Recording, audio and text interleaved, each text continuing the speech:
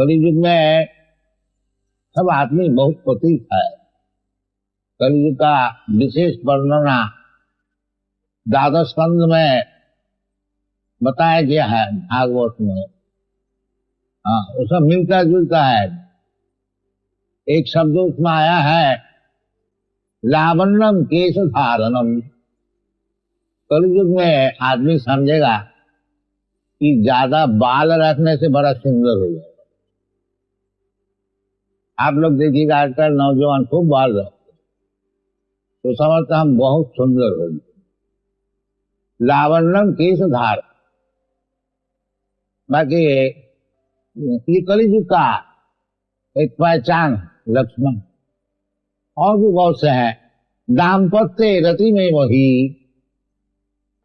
ये स्त्री पुरुष का जो संपर्क है न पति पत्नी, वो संपर्क तब तक ठीक रहेगा जब तक उनका जो काम परिस्थिति चले।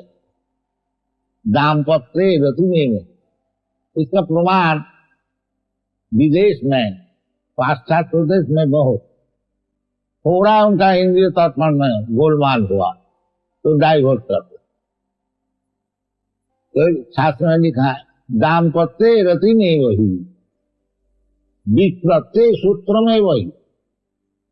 विप्रत्य ब्राह्मण, ब्राह्मण कैसे रह गए? एक 2 पैसे का सुतली लगा और सब ब्राह्मण का गुण जो है समो दमो तितिक्षा आर्जव ज्ञानम विज्ञानम आस्तिकम ब्रह्म कर्म स्वभाव। तो गीता में बताया, आप लोग जानते हैं। वो सब समोदमो सब चूल्हे में गया, 2 पैसे का सुतली लगा दिया ब्राह्मण। ये सब कलयुग का पहचान है, लिखा है। और आयु और मेधा और दया और धर्म, ये सब बिल्कुल चला। ये सब कलयुग में विस्तार वर्णन। आप लोग जो भागवत पढ़ेंगे द्वादश स्कंद में 3य अध्याय में ये सब वर्णना है। इसलिए चैतन्य महाप्रभु शास्त्र का अनुसार कहते हैं कि हरे नाम हरे नाम केवलम कलो नास्ति व नास्ति व नास्ति व गतिरन्यथा। कलयुग में यही एक पंथा है जो कि आपको ये भौतिक जगत से भगवान का पास पहुंचा सकते। आदमी जानते ही नहीं कि हमारा मनुष्य जीवन का उद्देश्य क्या है। ऐसा नहीं छोड़ न थे विदु सार्थ गति विष्णु। पहले भी था, कम था। जैसा पहले भी रावण था, सन्यास वेश लेकर के और सीता को हरण करने को दिया, तो आजकल ज्यादा हो गया। उस समय एक ही सन्यास था, रावण मिलता है, जो कि सन्यास वेश धारण करके और स्त्री हरण करने के लिए गया। आजकल बहुत नहीं। तो ये कलयुग है। और ये कलयुग का विषय शास्त्र में बताया है कि प्रायेण अल्प आयुष कलौ अस्मिन् युगे जुना मंदास मंद मतयो मंद भाग्या उपद्रुता। उपद्रव क्या क्या चीज है वो भी बताया है। दुर्भिक्ष कर पीड़िता, एक तरफ से खाने को चीज नहीं मिलेगा और दूसरी तरफ से गवर्नमेंट खूब टैक्स लगाए। दुर्भिक्ष कर पीड़िता, आदमी सब परेशान होकर के आच्छिन्न दारिद्र्येण गच्छन्ति गिरिकानन। बहुत ही कलयुग का जो दुर्दशा की वर्णना है शास्त्र सब दिया हुआ है और उपाय भी बता दिया। ये कलयुग में जीवन को सफल करने के लिए एक ही उपाय है, हरे नाम केवलम कलौ नास्ति व नास्ति व नास्ति व गतिरन्यथा। ये भी सुखदेव गोस्वामी बताया। कलौ दोष निधि राजन अस्ति जी को महान गुना कीर्तनादेव कृष्ण मुक्त संग परम भजे। अनेक प्रकार विवेचना है शास्त्र में।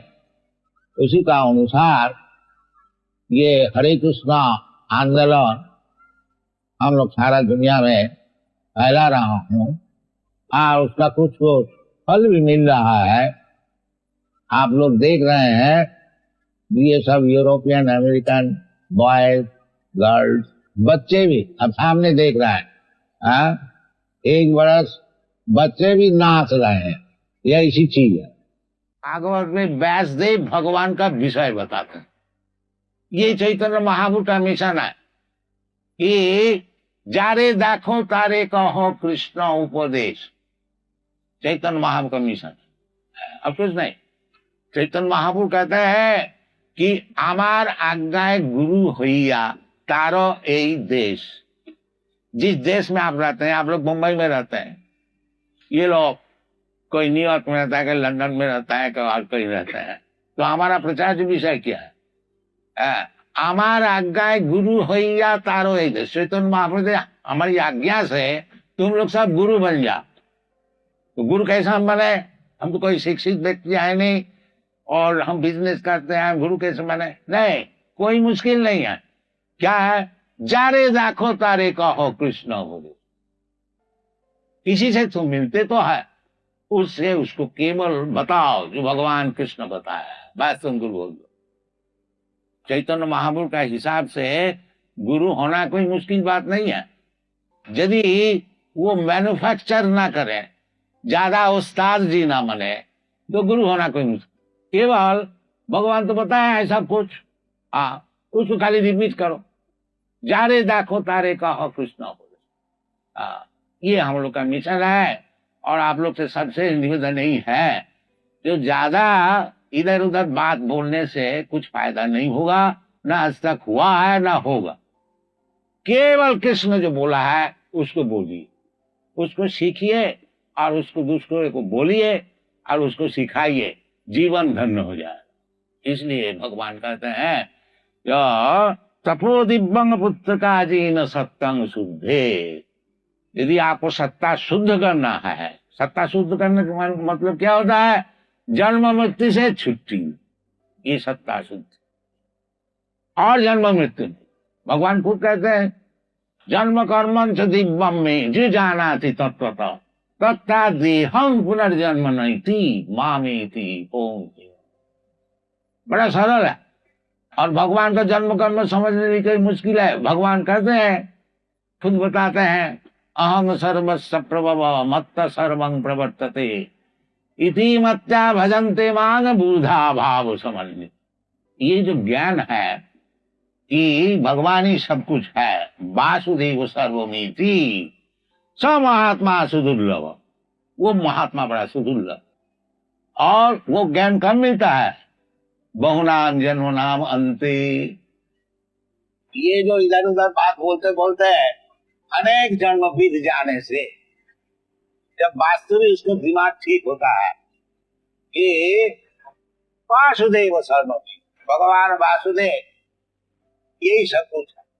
भगवान खुद बताते हैं मत्त परतरम नान्य किंचित अस्ति धनंजय।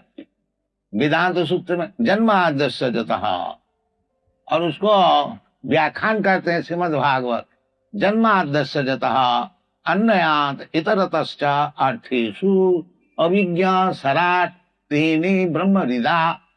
ये सब शास्त्र है। ये कृष्णोपदेश, ये भगवत गीता भी कृष्णोपदेश है। स्वयं कृष्ण बता रहे हैं। आज श्रीमद् भागवत भी कृष्णोपदेश है। व्यासदेव स्वयं कृष्ण का विषय बता रहे हैं, परम सत्यम धीमहि।